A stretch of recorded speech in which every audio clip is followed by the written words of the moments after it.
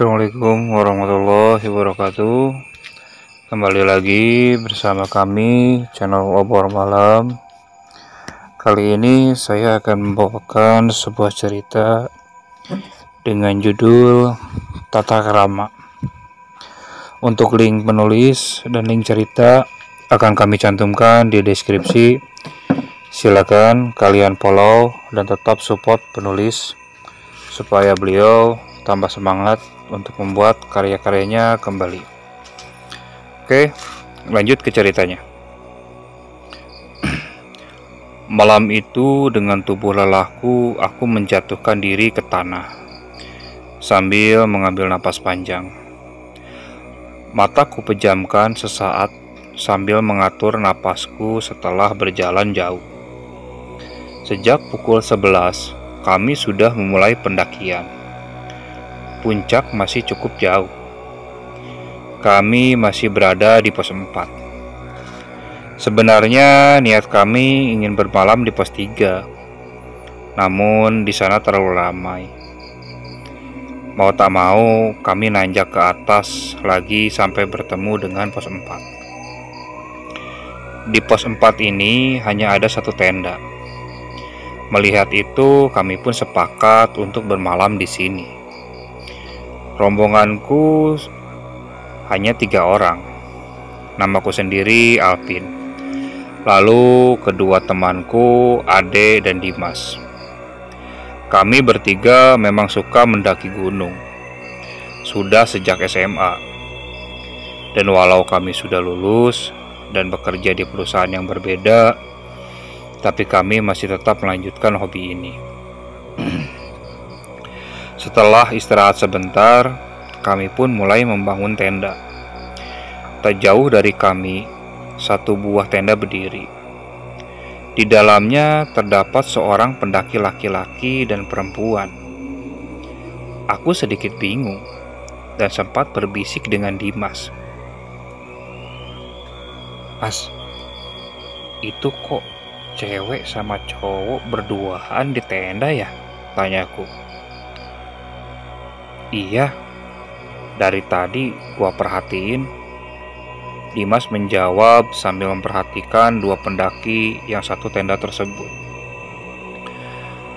Setelah selesai mendirikan tenda, Ade dan Dimas mulai memasak. Saat itu karena penasaran dan sekedar memastikan, aku berjalan mendekati tenda pendaki itu. Kebetulan si cowok sedang merokok di luar. Langsung saja aku menyapa. "Mas, naik bareng istri?" tanyaku yang kemudian duduk di sampingnya. Kami berdua saling basa-basi dan memperkenalkan diri. Pendaki itu bernama Reno. Dan perempuannya yang bersama dia bernama Vika. Mendengar pertanyaanku, si perempuan alias Vika keluar dari tenda dan menjawab, "Enggak mas, kita cuma temenan kok." Ya, sudah kuduga mereka bukan pasangan suami istri, karena mereka terlihat masih sangat muda. "Cuma temen, lebih baik jangan tidur satu tenda, mas. Gak enak," ujarku memberi saran. "Ah, kita gak ngapa-ngapain kok," jawab Reno. "Mas, bukan apa-apa.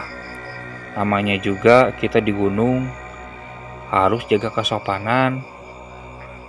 Aku pun kembali memberi saran. Sementara Ade dan Dimas memperhatikan dari jauh. "Kita cuma bawa satu tenda mas," jawabnya lagi. "Nggak apa-apa, mas bisa gabung ke tenda kami, biar mbaknya yang di sini," kataku. "Enggak ah, aku mana berani sendirian di sini," sahut Pika. Setelah berkali-kali aku peringatkan, ternyata mereka berdua keras kepala. Ya sudahlah, dengan berat hati aku tinggalkan mereka dan kembali ke kelompokku. Kami bertiga makan-makan dan merokok. Setelah semuanya beres, kami langsung masuk tenda. Niatnya kami ingin langsung tidur, karena pagi-pagi kami ingin langsung naik ke puncak. Jujur saja, ketika masuk ke tenda, suasana sekitar berubah menjadi hening. Tadinya ada suara jangkrik, namun tiba-tiba semuanya menghilang. Suasana ini sangat tidak enak dirasa, seperti ada yang tidak beres. Namun, aku tidak bilang ke Ade dan Dimas. Entah apa yang mereka merasakan juga atau tidak. Setelah memasang alarm, kita pun berbaring dan siap memejamkan mata. Aku tidur di pinggir, Ade di tengah, dan Dimas di sisi lainnya. Entah mengapa saat itu aku tidak bisa langsung tidur. Rasanya mataku seperti belum ngantuk. Entah apakah Ade dan Dimas merasakan hal yang sama. Dan saat hendak memejamkan mata, tiba-tiba aku mendengar seperti langkah kaki seseorang mendekat. Aku kembali mengangkat kepala dan melihat ada siluet seseorang di luar yang menghampiri tenda kami. Mas, mas, panggil seseorang itu yang ternyata Reno. Aku langsung membuka tenda. Kenapa mas? Tanyaku. Mas, tadi jalan-jalan di sekitar tenda saya ya? Ngapain mas? Sumpah saya nggak ngapa-ngapain. Jadi gak usah sampai segitunya mengawasin kita mas, kata Reno dengan sedikit ngotot. Loh, mana ada? Saya dari tadi di sini kok. Mau tidur? Aku menjawab dengan nada bingung. Saya jelas lihat kok loh mas. Ada siluet orang di luar tenda saya jalan-jalan, memperhatikan tenda kita. Segitunya mas curiga sama kita. Kita gak ngapa-ngapain kok, ucapnya lagi semakin ngotot. Mendengar itu, Ade lantas terbangun. Ada apa sih nih? Tanya Ade. Kemudian aku menjelaskan maksud kedatangan Reno kepadanya. Ah, salah lihat kali lu, kata Ade kepada lelaki itu. Namun tetap saja ia bersikukuh bahwa ada seseorang yang sejak tadi jalan-jalan sambil mengawasi tendanya. Hingga pikiranku mengarah ke sesuatu hal yang tidak ingin aku pikirkan sebelumnya. Setelah berdebat yang tak ujung henti, akhirnya Ade berujar. Udah mas, tolong ya. Kita berdua dari tadi di sini. Terserah mas mau bilang apa. Ngantuk saya, mau tidur, kata Ade yang kemudian langsung menutup tenda. Dengan wajah tidak puas, Reno kembali ke tendanya. Udah Vin, tidur, besok kita summit, ujar Ade yang kembali berbaring. Aku pun ikut berbaring di sampingnya. Namun, lagi-lagi mata ini sulit terpejam. Sungguh aneh lelaki tadi. Sebenarnya siapa yang dimaksud? Padahal sejak tadi kami di tenda. Tak ada yang keluar tenda sama sekali. Karena kami fokus untuk naik ke puncak besok pagi. Di tengah-tengah lamunanku, tanpa ada suara, langkah kaki ataupun suara-suara lainnya, tiba-tiba aku melihat sesosok siluet muncul di luar tenda. Aku awalnya mengira kalau itu Reno yang kembali lagi. Tapi tunggu dulu. Di luar tak ada lampu ataupun api. Bagaimana bisa ada siluet di tempat yang gelap gulita? Sebuah pertanyaan besar muncul di benakku. Aku hanya bisa memperhatikan siluet tersebut. Bentuknya seperti sesosok laki-laki berambut panjang tak beraturan. Tubuhnya kurus. Dan yang lebih membuatku merinding, aku yakin 1000% kalau dia tidak memakai baju alias telanjang. Tidak mungkin. Tidak mungkin ini manusia. Sudah pasti makhluk lain. Tapi dalam benakku aku berbicara. Sesosok siluet itu masih berdiri menghadap kami, seperti sedang mengawasi. Aku lantas membangunkan Ade karena ketakutan. Dek, dek, dek, bangun. Apaan tuh ya? Ada apa tuh di luar? Tanyaku dengan nada berbisik. Ah, apaan? Macem-macem aja lu. Jawabnya sambil sedikit membuka mata. Seriusan ini? Itu apaan? Tanyaku sambil menunjuk ke siluet itu. Ade menoleh, dan kita sama-sama sepakat kalau sosok itu nyata berada di depan kita. Sama seperti Ade juga berpikir kalau itu jelas bukan manusia. Pin, berdoa Pin, ujarnya dengan nada ketakutan. Kita berdua kemudian berdoa, berharap dengan doa makhluk itu bisa segera pergi meninggalkan kami. Dan benar saja makhluk itu menghilang tak lama setelah kami bacakan doa. Untuk sesaat kami merasa lega. Kami berdua sama-sama berusaha menenangkan diri. Sementara Dimas malah tetap tidur seakan tak mendengar apa-apa. Kami kira tadinya gangguan itu sudah berakhir. Nyatanya tidak. Tak lama setelah sosok itu menghilang, kami mendengar suara keramaian dari luar tenda. Ramai sekali. Bahkan sesekali suaranya terdengar seperti orang bertengkar. Tapi kami sama sekali tidak mengerti apa yang mereka bicarakan. Suaranya tidak jelas. Ade juga mendengar hal yang sama. Ia kemudian berisyarat kepadaku untuk terus berdoa. Bukannya menghilang, gangguan itu justru malah semakin bertambah. Sekelebat siluet berjalan-jalan di luar tenda kami. Aku sangat ketakutan. Wajahku sudah pucat.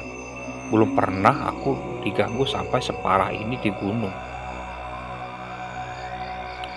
Aku melihat Ade menutup matanya sambil berdoa. Benar juga. Dengan menutup mata mungkin aku bisa mengurangi takut ini. Aku pun ikut memejamkan mata. Dan inilah yang paling parah. Setelah aku menutup mata, kini tenda kami digoyang-goyangkan. Tenda kami serasa ditarik ke sana kemari oleh seseorang dengan tenaga yang cukup kuat.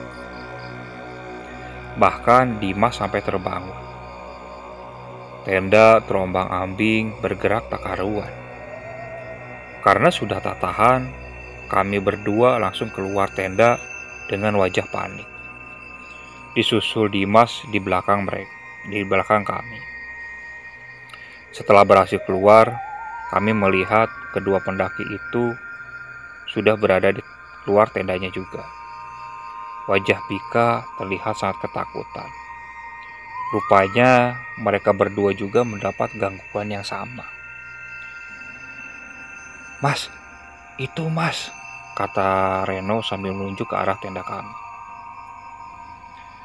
Ketika aku menoleh ke tenda kami, aku melihat sesosok pria kurus tanpa busana, alias telanjang bulat.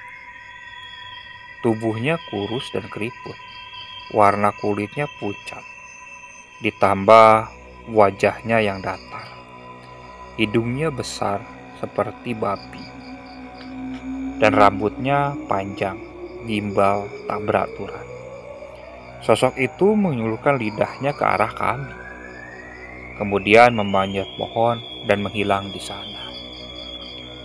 Astagfirullahaladzim, kami semua sama-sama menyebut istighfar. Setelah mengalami hal itu, Ade menyadari satu hal. Dengan wajah marah, ia mendekati ke arah Reno dan Pika. Kemudian ia mulai berucap, "Mas, terserah percaya atau tidak, tapi bisa jadi kejadian ini gara-gara kalian tidur satu tenda berdua. Kalau udah nikah sih nggak apa-apa, Mas. Kita juga paham, kalian gak ngapa-ngapain. Tapi ini di gunung, Mas. Ada etikanya. Kalau nggak boleh ya nggak boleh. Jangan sembarangan di sini. Selama saya naik gunung, baru kali ini saya diganggu, Mas. Kalau Mas masih keras kepala, yang ada kita semakin parah diganggu." Ade pun memarahi mereka berdua. Aku kemudian menenangkan Ade. Reno dan Pika terlihat menyesal sekaligus kebingungan. Mau bagaimana lagi? Karena memang Pika tidak berani tidur sendiri. Di sini aku merasa kasihan juga.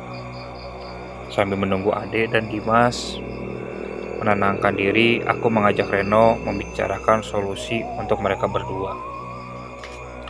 Hingga kami sepakat untuk menunggu Pika tertidur pulas. Setelah itu, kami akan meninggalkannya dan Reno tidur di tenda kami. Berat rasanya bagi Reno meninggalkannya sendiri di tenda. Ia merasa tak tega sekaligus cemas. Masalahnya, Pika adalah tanggung jawabnya. Dia yang mengajak Pika naik gunung. Aku berusaha meyakinkannya, karena posisi tenda kami berdua berdekatan. Sudah pasti kalau terjadi apa-apa, kami akan tahu. Reno akhirnya bergabung bersama kami, dan Pika tidur sendirian. Dan benar, akhirnya gangguan itu tidak muncul lagi. Benar apa yang dikatakan Ade tadi.